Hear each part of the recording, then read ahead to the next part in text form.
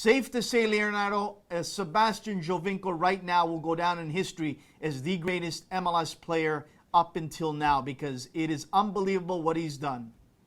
Oh, for sure, for sure. He's becoming really, really fast. Maybe, as you said, the best player that ever played in this league. I mean, he has to make other steps, but he's doing very, very, very, very great job. He's amazing. He's incredible. And watching that game, Leo, you and I, we were at that New York City FC game here in Toronto. It was physical. They went at Giovinco hard. They continuously rattled him all game long in Toronto. But yesterday, it was different. He knew what to expect the second time around. He was ready. And I think this is a key point to his development in playing in MLS. Once he plays a team, he knows what to expect the second time, and he absolutely destroyed New York City FC. And I honestly believe, maybe I'm crazy, Leo, I think he could have had 6 goals yesterday. Oh, of course. He made two posts, so they made 5, and he had other occasions to score, so he made a great game. He's learning how to play here, and he's able now to develop to know how to move behind the back of the defenders. Yesterday there was that guy Watson Siribo that was absolutely tremendous. He made a lot of mistakes, and he helped a lot Giovinco in scoring, and now he's learning how to play here and how to take advantage of his experience in Serie A and the European leagues. And Leo, this was without Michael Bradley, who has been the 1-2 connection with Giovinco. Without Josie Altidore, this says a lot for the Atomic Ant, number 1. And number 2, can you imagine, once they take care of business on the back end and Timbaz Bachenko decides to get some players to really solidify this team, they could go a very, very long way. Let's talk about this, Leo. You and I saw this yesterday. The body language of Sebastian Giovinco at the end of the game with head coach Greg Vanney, the disgust on his face, the way they gave up that lead says a lot. You know more than I that body language. Talk about it. No, yeah, he was furious, and of course he's a player that used to play in club like Juventus, that they always win and they don't accept to lose points in that ways. Yesterday, Crieval practically give the tie to New York. When you score at 8 minutes to the end, you have to win. That's the type of mentality, the kind of mentality that Giovinco grew up with. So he cannot accept that kind of mistakes, and obviously he doesn't accept that kind of mistakes probably from the coach too.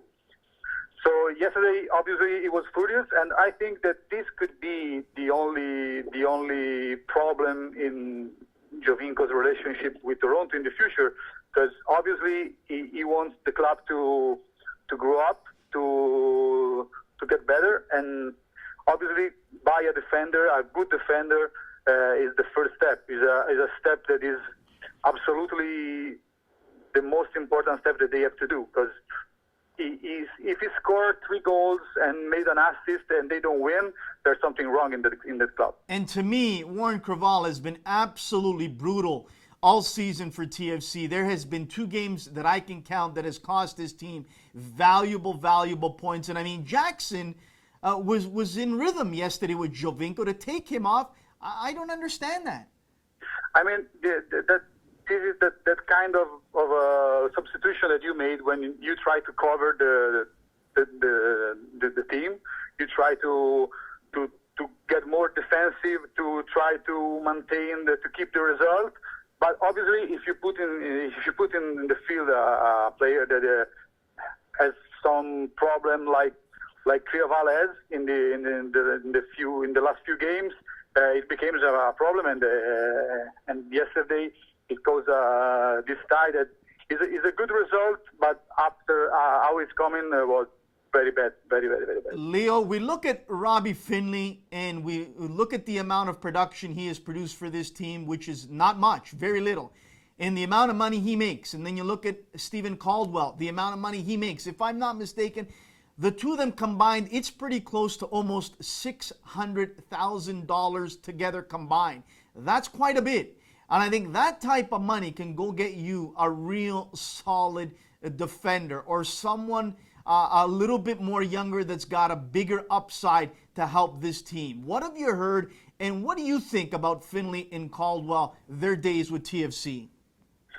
I mean, I think that the experience with the Caldwell and TFC ended when they take off the captain. The captain flashed by his arm. That I think everybody understood that this experience stopped, and those two guys earn a lot of money. And as you said, if they made combined $600,000, if you add the new rules that is for $500,000 that you can use to buy a new player, you can pay a very good defender. And as I told you before, they absolutely need a world-class defender. I don't mean Thiago Silva or a Terry or a Piqué, but somebody that could help Perkis, because they have big problem in defense. And I mean, this club has grown so much in the last year. They now have a player like Giovinco that can make the difference. As you told before, there was no Altidore, there was no Bradley. He was alone with a bunch of young guys, and he was the leader. He took the club, he took the team, and he led almost to the victory. Leo, as we close it out and let you go, I think to me now, the success that Sebastian Giovinco has had in MLS and Toronto FC is going to open the floodgates in Italy, in Spain, in Portugal, wherever, in Germany. And these clubs will now be looking for players like Giovinco in their mid-20s, 26, 27, 28, and they will be looking to bring them over here to make big money, but to make big news and a big splash. We know that possibly Dos Santos is possibly on his way into LA Galaxy. He's in that age as well, and he's a guy that can electrify the Mexican community in LA. I think this is where things are going to start turning in MLS. Your thoughts? Yeah, I mean, the only problem is the salary cap, because as you know, Gallopa, Santa Croce, also the name of Aquilani that was out in the next few days, they are people that earns a lot of money, and those buyers didn't close up because they earn too much, and Toronto FC cannot spend the money that they request. So if they don't have a more open, more wide salary cap, people from Europe is not coming. They are coming only at the end of the career. They have to start to be competitive in the salary cap, and then the people from Europe is going to come, and is going to come a lot of people.